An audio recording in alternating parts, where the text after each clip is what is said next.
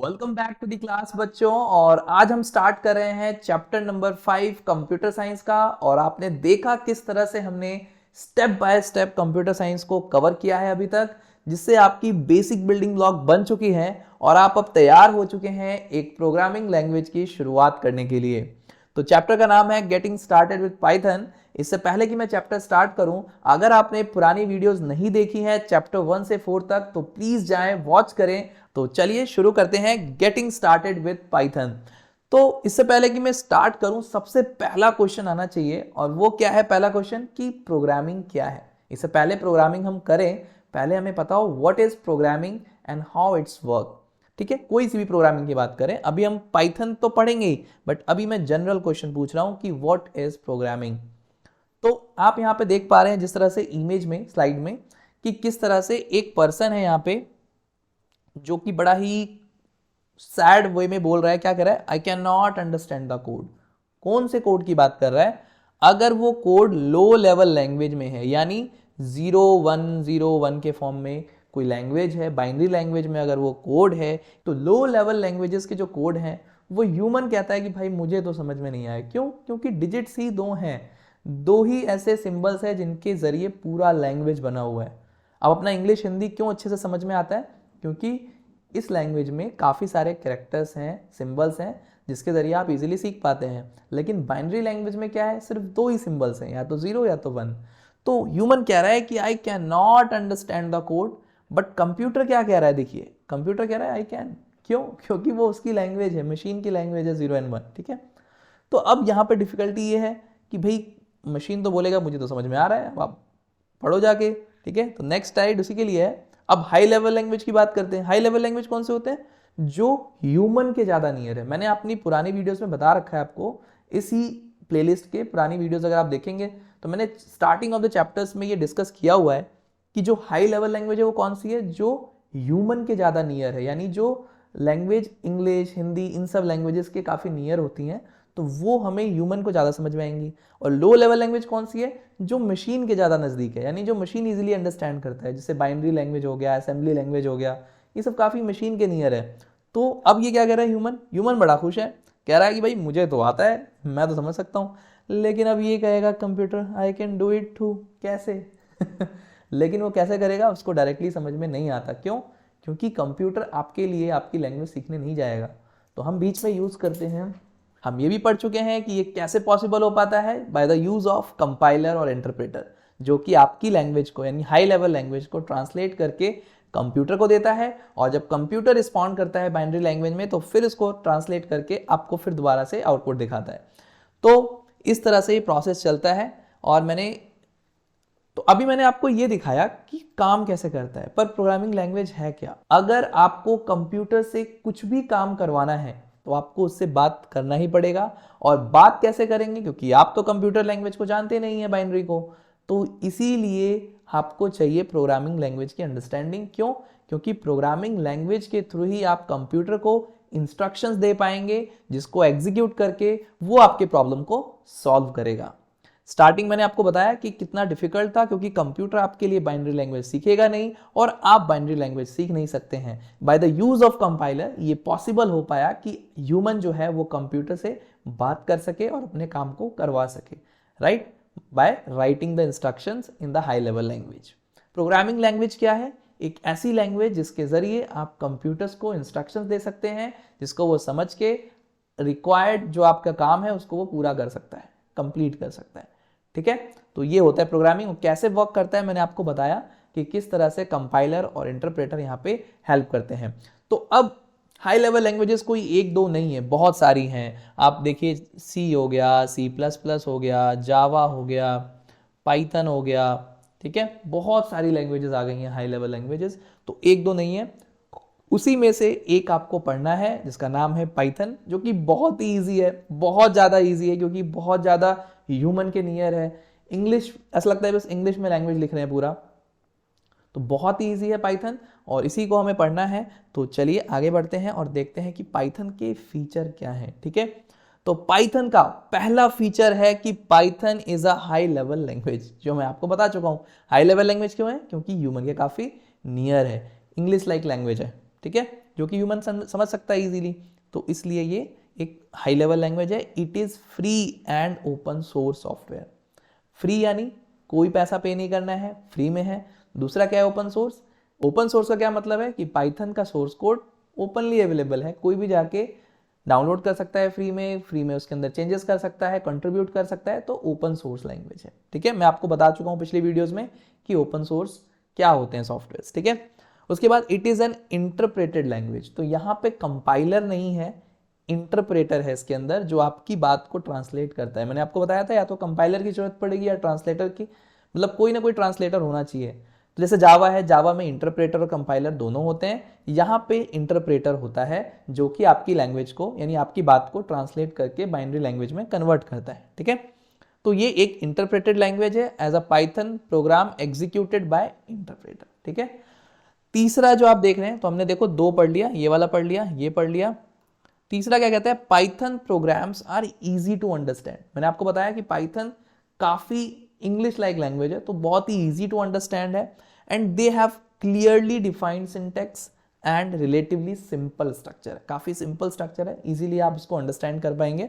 ठीक है, Python is a case sensitive, यानी पाइथन में अगर आप कुछ ए लिख रहे हैं और कैपिटल ए लिख रहे हैं तो ये दोनों चीजें अलग अलग हैं, यानी केस सेंसिटिव है पाइथन। पाइथन में कोई नेमिंग अगर आप दे रहे हैं किसी को तो केस सेंसिटिवनेस का ध्यान रखना है, क्योंकि पाइथन जो है वो केस सेंसिटिव है, तो इसके लिए स्मॉल और कैपिटल दोनों अलग अलग चीजें हैं। ठीक है, जैसे एग्जांपल भी दिया हुआ है, number and number are not same in the Python. ठीक है, नेक्स्ट देखते हैं फीचर और क्या है। Python is a portable and platform independent.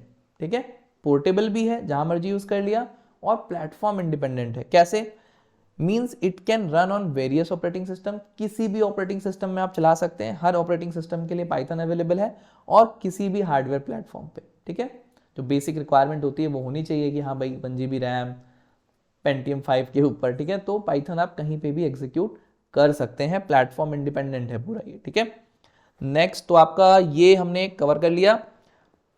ध्यान से इन चीजों को नोट करते जाइएगा, क्योंकि ये सब चीजें जो है एग्जाम्स में आ सकती हैं और आपको पता भी होनी चाहिए।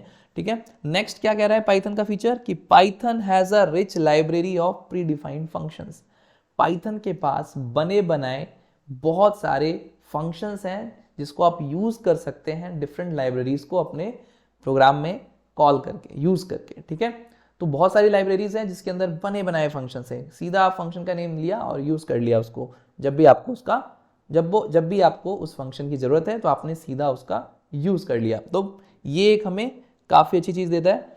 Python is also helpful in web development. Python का यूज हम वेब डेवलपमेंट में भी करते हैं, यानी वेबसाइट्स बनाने में भी करते हैं। Many popular web services and applications are built using the Python. बहुत सारी जो वेबसाइट्स हैं वो बनी हुई हैं पाइथन पे। ठीक है, Python uses indentations for block, ठीक है, एंड नेस्टेड ब्लॉक्स, यानी पाइथन में ब्लॉक सिस्टम होता है, जैसे कि आप अभी देखेंगे कोड में कि ये ब्लॉक यहाँ स्टार्ट हुआ तो उसी के वहीं पे इंडेंट होना चाहिए, यहाँ पे आपका कोड हुआ। नेस्टेड है तो ऐसे यहाँ पे हुआ, फिर यहाँ, ये बहुत ध्यान रखना पड़ता है कि पाइथन जो है वो इंडेंटेशंस लाइक लैंग्वेज है। ठीक है, तो उसमें आपको इन चीज़ों का ध्यान रखना पड़ेगा। ब्लॉक यहाँ से स्टार्ट हुआ है तो उसके जो पैरेलल यहाँ पे ब्लॉक खत्म होना चाहिए। ठीक है, तो ये आपको देखना पड़ेगा। नेक्स्ट आते हैं कि पाइथन जो है उसके अंदर कौन कौन से मोड हैं। तो आपको दो मोड दिख रहे हैं यहाँ पे, पहला है इंटरेक्टिव मोड, दूसरा है स्क्रिप्ट मोड। इंटरेक्टिव मोड आपको दिख रहा है, इंटरेक्टिव मोड बड़ा ही सिंपल सा है। जैसे मैं अभी मैं आपको चला के दिखाऊंगा, तो यहाँ पे आपको स्क्रीन पे दिख भी रहा होगा कि किस तरह से जैसे ही आप पाइथन ओपन करेंगे तो यहाँ पे ये इंटरेक्टिव मोड ओपन हुआ है। तो यहाँ पे ना लाइन बाय लाइन अपने कोड को आप एग्जीक्यूट कर सकते हैं, जैसे यहाँ पे किया भी है, उसने लिखा 1 + 2 3 आंसर आ गया।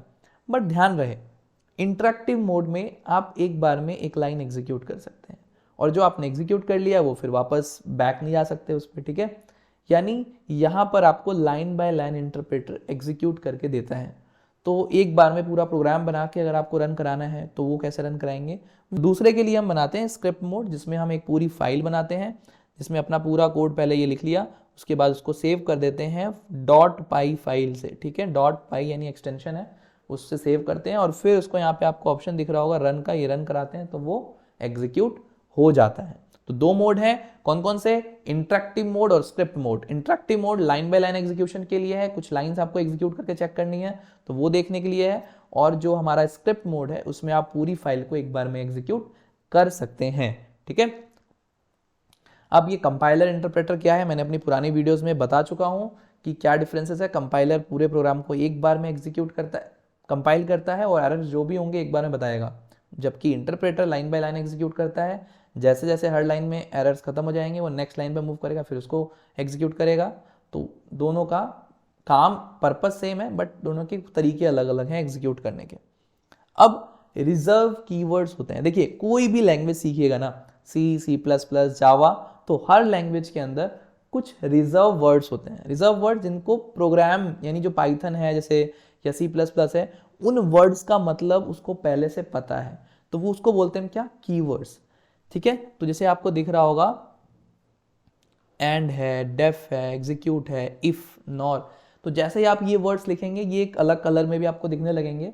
ठीक है, मैं भी आपको करके दिखाऊंगा। तो कीवर्ड्स यानी रिजर्व वर्ड्स, जिसका मतलब प्रोग्राम यानी उस प्रोग्रामिंग लैंग्वेज में कुछ पहले, जिसका मतलब इंटरप्रेटर को पहले से ही पता है, और उन सारे नेम्स को आप किसी और आइडेंटिफायर के नेम के लिए यूज नहीं कर सकते हैं। ठीक है, तो ये सारे वर्ड्स जो होते हैं वो रिजर्व वर्ड्स होते हैं, जिसका मीनिंग पहले से पता होता है इंटरप्रेटर को, और इस नाम से आप किसी वेरिएबल का नाम नहीं रख सकते हैं, कहीं पे यूज नहीं कर सकते हैं। जब आपको यूज करना होगा तो आप इन कीवर्ड्स का यूज करेंगे, इनका एक प्री डिफाइंड मीनिंग पहले से तय होता है। ठीक है, तो ये सारे रिजर्व वर्ड्स हमारे पास काफी सारे हैं, मैंने आपको लिस्ट यहाँ पे दी है। तो रिजर्व वर्ड्स यानी keywords are the reserve words that's meaning is predefined in the language, every language. जैसे सी में भी इफ का क्या रोल होगा वो उसको पता है इस लैंग्वेज को क्या करना है। ठीक है, तो ये सारे रिजर्व वर्ड्स होते हैं। ठीक है, इनको आप चेंज नहीं कर सकते। ठीक है, और किसी का नाम हम जब रख रहे हैं तो उस टाइम पे ये नेम नहीं रखेंगे आप। ठीक है, ये नहीं रख सकते, ये रूल है। रूल क्यों है, क्योंकि अगर आप वो नेम रख देंगे, अगर आप किसी का नाम इनमें से रख देंगे तो फिर ये रिजर्व वर्ड कहाँ हुए, इनका मीनिंग चेंज नहीं हो जाएगा। आपने तो अपने नेमिंग कन्वेंशन के लिए रख लिया ना उसका नाम। ठीक है, तो इसलिए नहीं रख सकते। यानी दूसरी चीज पढ़ रहे हैं आइडेंटिफायर्स। ठीक है, अब आइडेंटिफायर्स क्या होते हैं कि आप कई बार किसी वेरिएबल का नाम रखते हैं कि काउंट, ठीक है, या कुछ रखते हैं, मान लीजिए किसी का नेम रख दिया राम, ठीक है, या रख दिया नेम्स, नेम्स के अंदर आप स्टोर कर रहे हैं डिफरेंट डिफरेंट नेम्स। तो जो ये नेम लिख रहे हैं, काउंट लिख रहे हैं, ये सब क्या है, वेरिएबल ले रहे हैं ना, और उनको आप इंग्लिश में कुछ ऐसा नेमिंग कन्वेंशन दे रहे हैं, तो वो उसको बोलते हैं identifier. In a programming language identifiers are the name use to identify a variable, function, ठीक है, और other entities in a program. तो आइडेंटिफायर्स क्या है हमारे, आइडेंटिफायर्स वो नाम है जो आप देते हैं किसी वेरिएबल को, किसी फंक्शन को इन द प्रोग्राम। कहीं ना कहीं आप अपनी तरफ से कुछ नेमिंग कन्वेंशन देते हैं। अब ये आइडेंटिफायर्स बनाने के ना कुछ रूल्स हैं। ठीक है, तो रूल्स क्या है कि वो हमेशा क्या होने चाहिए, देखिए, तो पहला क्या है हमारा, देखिए, the name should begin with an upper case और अ लोअर केस। यानी कोई भी नेम आइडेंटिफायर का आप दे रहे हैं तो या तो वो अपर केस से हो, लोअर केस से हो, या फिर एक अंडरस्कोर से हो सकता है। दिस में follow by any combination of character A से जेड, कैपिटल ए से जेड, 0 से 9, अंडरस्कोर, दस N identifier can not start with a digit. तो सिंपल सा रूल ये है कि किसी भी आइडेंटिफायर को आप डिजिट से स्टार्ट नहीं कर सकते हैं, और उनका एक फॉर्मेट ये है कि स्मॉल लेटर या कैपिटल लेटर से स्टार्ट होगा, बाद में आप डिजिट डिजिट जो भी लगाना चाहें लगा लें। हाँ, अंडरस्कोर से भी स्टार्ट हो सकता है। It can be any length, ठीक है, किसी भी लेंथ के हो सकते हैं, ठीक है, लेकिन एक छोटा ही रखा जाता है, ज़्यादा बड़े बड़े नाम नहीं रखने होते हैं। ठीक है, तो ये भी ध्यान रखना है। It should not be a keyword, ये मैंने आपको पहले बताया कि कीवर्ड्स, किसी आइडेंटिफायर्स में आप कीवर्ड्स का नाम नहीं रख सकते हैं। ठीक है, ये नहीं कि इफ नाम से कोई आइडेंटिफायर बना लिया। ठीक है, लास्ट रूल ये कहता है कि we can not use special symbol like @, hash, dollar. ठीक है, ये सब आइडेंटिफायर्स में हम नहीं रखते हैं, ये स्पेशल कैरेक्टर्स हैं, तो आइडेंटिफायर्स में ये सब नाम हम लोग नहीं रख सकते हैं। कुछ आइडेंटिफायर्स के एग्जाम्पल भी दिए हुए, देखो अगर आपको दिख रहा हो तो, मार्क्स 1 लेते हैं, कई बार हम मार्क्स 2, मार्क्स 3, एवरेज के लिए ABG ले लिया, तो इस तरह के आइडेंटिफायर्स आपने बनाए भी होंगे अपने अपने प्रोग्रामिंग के टाइम पे, या क्लास में कभी किया हो, और नहीं किया है तो अभी हम करेंगे, तो वहां पर आप लोग सीख पाएंगे। अब देखिए यहाँ पे क्या है कि वेरिएबल, ठीक है, दिख रहा है आपको सबको, वेरिएबल, ठीक है। वेरिएबल क्या होता है कि आपने अभी जो नेम लिया, अगर वो किसी वेरिएबल के लिए नेम लिया है तो वो वेरिएबल है क्या एक्चुअली में? वेरिएबल्स एक तरह से स्टोरेज लोकेशंस हैं, ठीक है, जिस पे आप कुछ डेटा स्टोर करते हैं। जैसे मैंने अगर एक जेंडर नाम से एक वेरिएबल बनाया, उसके अंदर मैं स्टोर कर रहा हूँ कैपिटल एम, जो कि रिप्रेजेंट कर रहा है कि जेंडर उसका मेल है। तो इस कैपिटल एम को मेमोरी में कहीं रखने के लिए जगह चाहिए होगी, उस जगह का नाम मैंने क्या दे दिया? जेंडर, ठीक है। तो variables are a space that's a name is given to that variable that is called identifier, ठीक है। तो वेरिएबल्स हमारे ये होते हैं, ठीक है। अब दिया एग्जांपल आपको, कोई भी वेरिएबल आप लेते ना, जैसे मैसेज लिया उसके अंदर मैंने मैसेज डाल दिया, प्राइस नाम से वेरिएबल लिया उसके अंदर मैंने प्राइस डाल दिया। तो ये जो मैं वेरिएबल्स ले रहा हूँ एक्चुअली में क्या है, वो स्टोरेज लोकेशंस हैं जिसको मैं कुछ नाम दे रहा हूँ यूजिंग सम आइडेंटिफायर, जो हमने पहले पढ़ा, उसी को मैं बोलता हूँ वेरिएबल्स, ठीक है। आप वेरिएबल्स को प्रिंट भी कर सकते हैं by using print function, okay. भूल जाता हूं मैं कई बार।